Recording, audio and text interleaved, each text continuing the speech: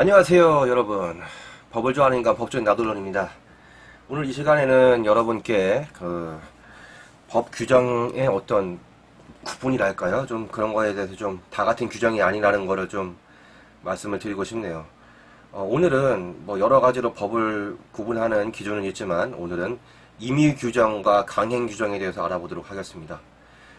임의 규정이라는 거는 쉽게 얘기하면은 지켜도 되고 안 지켜도 되는 그런 규정을 얘기를 하는 거예요. 물론 뭐 어느 정도 한도 안에서만 허용이 되는 그런 경우도 있습니다. 예를 들면은 뭐 이자 제한법이라고 있어요.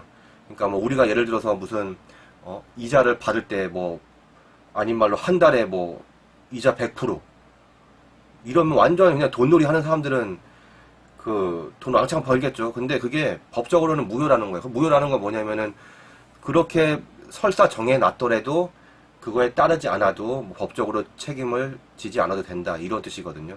뭐 사실상 뭐 깡패들을 동원해서 뭐 묻어버린다 이렇게 해서 받아낼 수는 있겠지만 법적으로는 그건 다 불법이고요. 어쨌든 그 이자 제한법에 따라서 제가 예전에 알기로 24%였는데 지금은 한번 봐봐야 되겠습니다. 어쨌든 무제한으로 대부업법이 아닌 이상은 대부업법도 그 일정 이상의 이자를 못 받도록 되어 있거든요. 연 27%인가 뭐 하여튼 뭐 그렇습니다. 그건 아마 한번 점검을 해보셔야 될 거고요.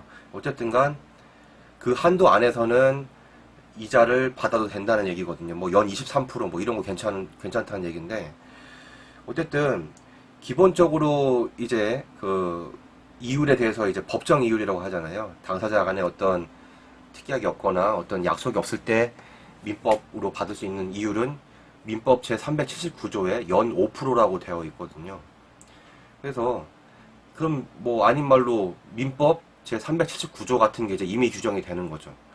그러니까 지켜도 되고 아니면은 그거보다 낮게 뭐 연 3%를 받아도 되고 뭐 연 10%를 받아도 되고 이렇게 된다는 거예요. 당사자 간에 어떤 특약이 없거나 할 때는 그냥 연 5%를 적용한다, 이런 뜻이고, 꼭 그 규정을 지키지 않아도 뭐 특별한 어떤 불이익 같은 건 없는 거죠. 반면에 이제 강행 규정이라는 게 있어요. 강행 규정이라는 거는 전혀 반대겠죠.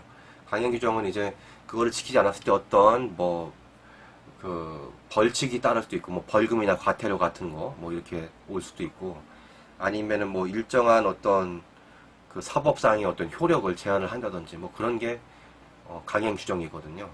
예를 들면은 이제 뭐 가장 간단한 예는 이제 형법의 대부분이 다 뭐 훈시 규정을 제외한 나머지 그리고 특별히 뭐 또 다르게 규정한 규정이 없는 이상은 다 강행 규정이라고 보시면 되는 거거든요. 쉽게 얘기하면은 뭐 형법 제347조에 보시면은 사람한테 이제 사기를 쳐서 돈을 받게 되면은 재물이나 재산상 이익을 얻게 되면은 10년 이하의 징역 또는 2천만 원 이하의 벌금에 처한다, 이렇게 돼 있어요. 그러면은 사기를 쳐서 돈을 이제 뭐 편취를 했단 말이에요. 그러면은 그런 것들은 이제 과연 그 형법 제347조를 지키지 않아도 되는 건지 아닌 거죠. 지키지 않으면은 이거는 벌칙으로 어떤 형사 처벌을 가한다고 되어 있으니까 이건 지키지 않은 이상은 처벌을 받게 되는 그런 규정이기 때문에 지켜도 되고 안 지켜도 되는 그런 규정이 아니라 반드시 지켜야만 되는 어떤 그런 규정인 거죠. 이런 것들을 이제 법에서 분류를 하기는 강행 규정이라고 합니다. 네, 오늘은 임의 규정과 강행 규정에 대해서 알아봤는데요. 아주 간단한 겁니다. 쉽게 얘기하면은 임의 규정은 지켜도 되고 안 지켜도 되는 거, 뭐 다른 특약이 있으면 그거에 따라도 되는 게 임의 규정. 강행 규정은 지키지 않으면 어떤 불이익이라든지 어떤 사법상의 효력이 제한되는 그런 규정.